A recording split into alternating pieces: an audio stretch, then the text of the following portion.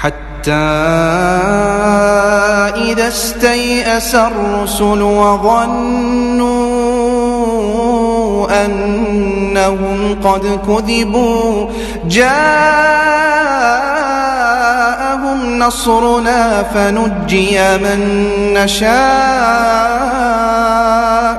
ولا يرد بأسنا عن القوم المجرمين.